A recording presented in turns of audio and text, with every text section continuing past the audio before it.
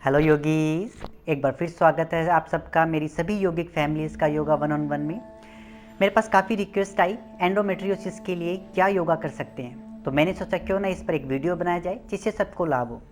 तो सबसे पहले शुरू करते हैं इसकी छोटी सी इंट्रोडक्शन से कि एंडोमेट्रियोसिस आखिर है क्या, क्योंकि बहुत सारी महिलाएं ऐसी भी है जो इस बीमारी से पीड़ित है और उनको पता तक नहीं है। तो सबसे पहले हमें बीमारी का पता होना बहुत ज़रूरी है ताकि हम उसका सही से इलाज कर सकें। एंडोमेट्रियोसिस महिलाओं की एक ऐसी समस्या है जिसमें गर्भाशय के अंदर पाए जाने वाला एक टिश्यू बढ़कर गर्भाशय के बाहर फैलने लगता है। जैसा कि आप यहाँ देख सकते हैं, यह टिश्यू अंडाशय, फैलोपियन ट्यूब या गर्भाशय के बाहरी हिस्से में और अन्य आंतरिक भागों में फैल सकता है। एंडोमेट्रियोसिस से गंभीर दर्द हो सकता है, विशेषकर आपके मासिक धर्म के दौरान। यह टिश्यू गर्भाशय के अंदर वाले टिश्यू जैसा ही होता है, लेकिन मासिक धर्म के दौरान यह बाहर नहीं निकल पाता, जिससे दर्द होता है। कभी कभी यह टिश्यू निशान छोड़ देता है या द्रव से भरे अल्सर बनाते हैं। इससे महिलाओं में इनफर्टिलिटी भी आ सकती है। भारत में 1 करोड़ से भी अधिक महिलाएं हर साल एंडोमेट्रियोसिस से ग्रस्त होती हैं। यह करीब हर 10 में से एक महिला को होता है। योग एक बहुत ही अच्छा साधन है इस समस्या के इलाज के लिए। एक ब्राजीलियन रिसर्च से भी साबित हो चुका है कि योगा एंडोमेट्रियोसिस में बहुत लाभकारी है। अब हम करेंगे कुछ आसन जो एंडोमेट्रियोसिस में सहायक है। आइए चलते हैं अपनी योगा मैट की तरफ। हरिओम। अब हम करेंगे बद्ध कोणासन, बटरफ्लाई पोज। अपने दोनों घुटनों को मोड़ते हुए दोनों पैरों के तलवों को एक साथ लाएं। कमर और गर्दन जितनी हो सके सीधी रखें। अब अपनी दोनों एड़ियों को पीछे की तरफ जेनिटल्स के पास ले जाएं जितना हो सके। दोनों हाथों की हथेलियां आपके पैरों के अंगूठे के पास, जैसा कि आप यहाँ देख सकते हैं। श्वास की गति सामान्य है। अब दोनों पैरों के ऊपर की नीचे की तरफ झुलाना है इस प्रकार। कम से कम 2 से 3 मिनट तक आपको यह प्रैक्टिस करनी है। यह आसन आपके जेनिटल्स और हिप के एरियाज में लचीलापन बढ़ाता है, क्योंकि यह आंतरिक जांघों, जनांग और घुटनों को फैलाता है। यह हिप और ग्रोइन के क्षेत्र में किसी भी विषाक्त पदार्थ और नकारात्मक ऊर्जा को निकालने में भी समर्थ है और आपके पेल्विस, पेट और पीठ पर रक्त की पूर्ति भी करता है। अब हम इस प्रैक्टिस को सो के भी कर सकते हैं। सुप्त बद्ध कोणासन जिसको कहते हैं। लेट जाएं। सेम प्रैक्टिस करनी है। दोनों हाथ शरीर के साथ में रहेंगे। दोनों पैर के तलवे जितने हो सके पीछे की तरफ ले जाएं। अब दोनों पैरों को झुलाएं। यहाँ पे भी आपको यह प्रैक्टिस कम से कम 2 मिनट तक ही करनी है।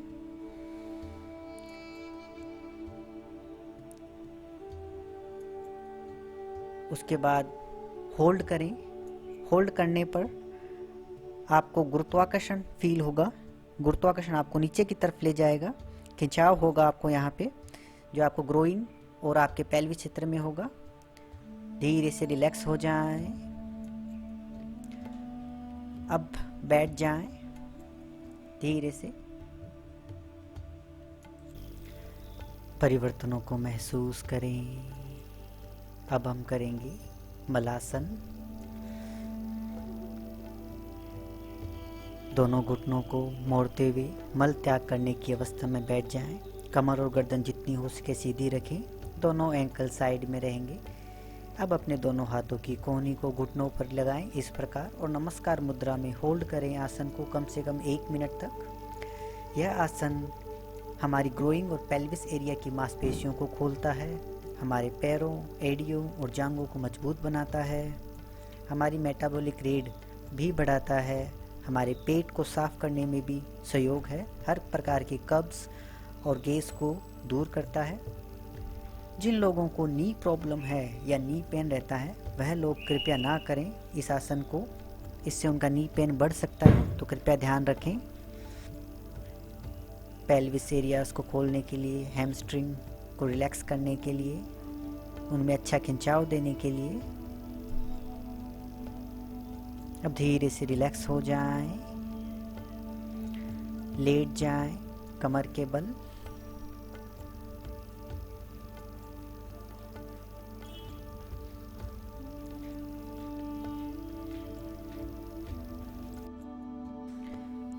परिवर्तनों को महसूस करें।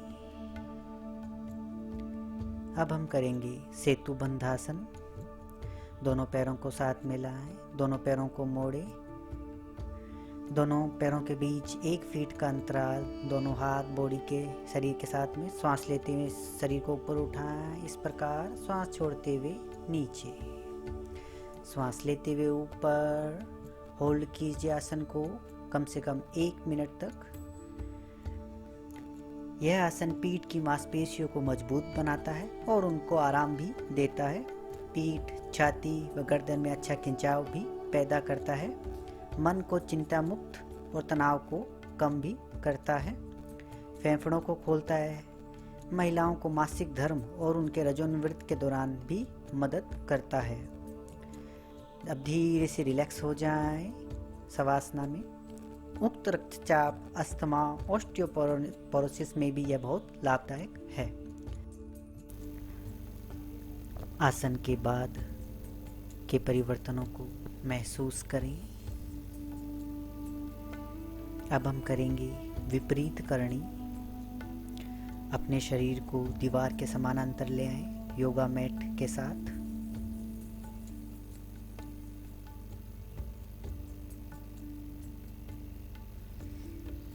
अब अपने दोनों पैरों को दीवार पे रखें 90 डिग्री के कोण पे, इस प्रकार।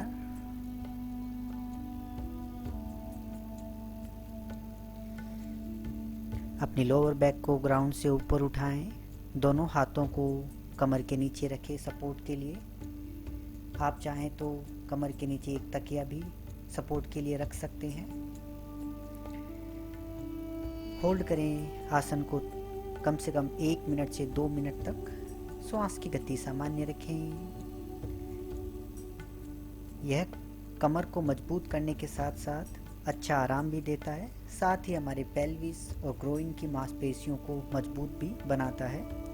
हमारे शरीर में रक्त संचार को बैलेंस करता है। हल्के अवसाद और अनिद्रा के लक्षणों से छुटकारा दिलाता है।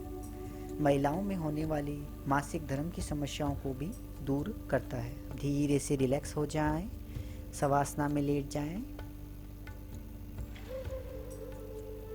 इन आसनों को आपको मासिक धर्म के दौरान महिलाओं को नहीं करना चाहिए, और अगर कोई किसी की रिसेंट में सर्जरी हुई है पेट की या कमर की, तो उन्हें भी इन आसन को अवॉइड करना चाहिए कुछ समय के लिए। तो इन बातों का ज़रूर ध्यान रखें। अब हम 5 to 10 मिनट्स 5 से 10 मिनट के लिए DRT करेंगे, डीप रिलैक्सेशन टेक्निक। अपने पूरे शरीर को रिलैक्स करने के लिए। हरिओम।